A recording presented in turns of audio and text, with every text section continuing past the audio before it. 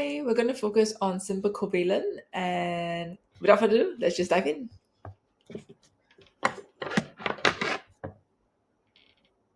Okay, so for fastest way to identify if something is a covalent substance, it is to identify that they are made up of non-metal and non-metals.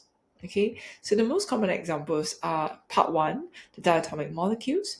That means these elements, they actually exist as a twin, a pair, right? When they are found in their elemental states. Okay, so hydrogen, oxygen, nitrogen, fluorine, basically everybody in group 7, like fluorine and chlorine, they are diatomic.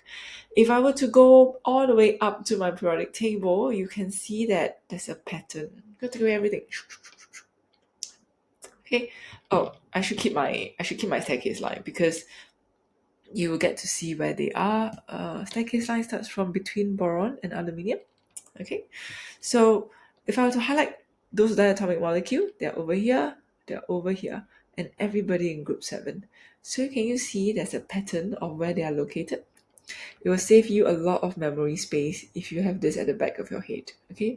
Especially when you're writing formulas and then balance the equation. If you cannot remember that hydrogen is H2, you're gonna have a tough time, okay? All right, so with that, we're gonna dive into the drawing of covalent substances. Now, covalent substances are quite easy. So if you look at hydrogen, if you have a periodic table nearby, you will see that it has only one electron. Okay, so if the formula is H2, it means there are two atoms of hydrogen. Now, the rule of hydrogen, or rather the rule of covalent bonding is, if you look at hydrogen first, okay, hydrogen only has one electron sitting in its first shell. And the first shell can hold a maximum of only two electrons because it's so tiny. That means this hydrogen here, it needs one more electron to be stable. And the rule here is if it needs one more electron to be stable, then what's going to happen is it's going to be only willing to share the same number of electrons. In this case, it's only willing to share that one. So for ease of explanation, I'm just going to label 1 and 2, but when it comes to your drawing, you do not need to put down the 1 and 2. So hydrogen number 1 here is going to share its one and only electron because it need one more to be stable, is willing to share its one and only electron. Hydrogen number 2 would actually do the same thing, and that's how you have it for hydrogen, just like that. And they're just happy with two electrons because if you think about it, hydrogen only have one shell, and its first and only shell is full after they share. So this is how we draw a dot and cross diagram for hydrogen. Is it simple enough? Okay, next we have fluorine. Fluorine, if you look at the periodic table for fluorine, you would see 9 electrons at the bottom. So 9 electrons means it's going to be arranged in this 2-7 configuration. Now, how many more electrons is needed to be stable? To be stable, it needs just one more, isn't it? Just one more electron to become 2-8. So the rule here is need one electron, so each will share one electron. So as the formula suggests, there's actually 2 atoms of fluorine. So again, for ease of explaining, I'm just going to label 1 and 2. So fluorine number 1 would put 1 electron for sharing. Okay, so out of 7, 1 is used for sharing. So how many more left? So 7 minus 1 equals to 6. This 6 represent the unbonded, or the electrons that's not bonded. Okay, and they'll be sitting in the non-sharing zone. So 1, 2, 3, 4, 5, 6. Okay, similarly for fluorine number 2, it is also willing to share only 1. That means it has 6 electrons on the outside that is not used for bonding. Before we move on to the next one, we want to do a quick count. Okay, so we count 1, 2, 3, 4, 5, 6, 7, 8. Stable for fluorine number 2. 1, 2, 3, 4, 5, 6, 7, 8. So fluorine number 1 is also stable. That's how we make sure our drawings are all good. Okay, oxygen number 2. All right, not oxygen number 2, but O2. Okay, so go to the periodic table. You will see that oxygen has 8 electrons arranging like this, 2, 6. Is it stable? It is not, right? It needs how many more to be stable? Each of them needs 2 more electrons. So the rule here is needs to share 2. Okay, so oxygen, oxygen. All right, again for for ease of explaining, I'm just going to label 1 and 2. Okay, so oxygen number 1, okay, it needs 2 more electrons, so it's going to share 2. It's going to put 2 in the sharing zone. Okay, so out of this 6, 2 is being shared. So 6 minus 2. I'll end up with 4 electrons.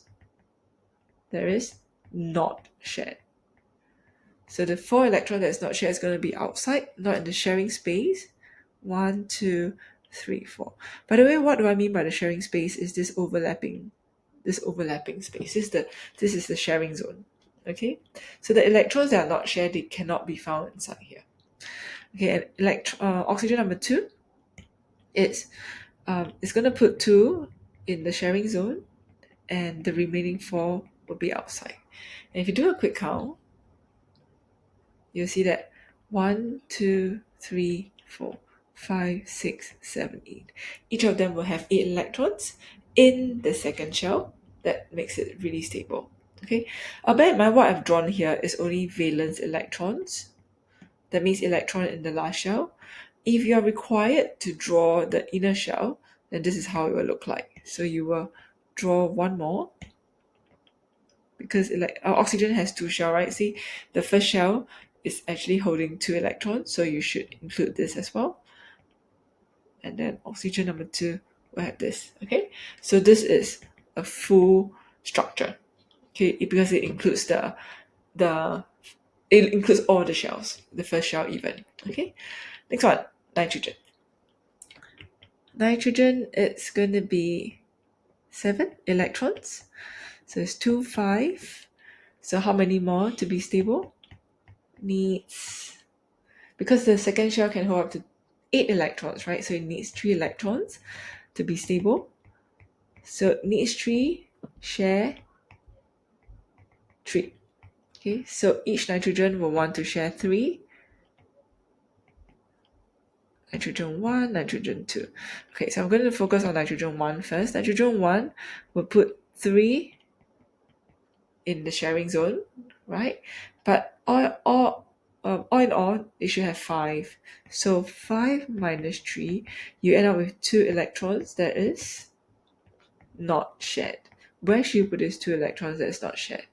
It cannot be found in the sharing zone, which is the one in green, so you have to put it on the outside. Okay, nitrogen number 2 is also happy to share 3.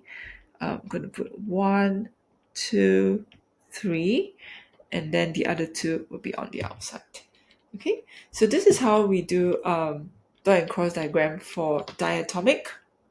If it has been helpful, stay tuned for the next video. The next video, I will be doing the common examples for covalent, such as water, ammonia, carbon dioxide gas. Okay, that's all for tonight. I think I'm losing my voice again, so I'm going to rest my throat, and I would continue this video or do another video for simple covalent, the more common examples. Okay, all good. Good night.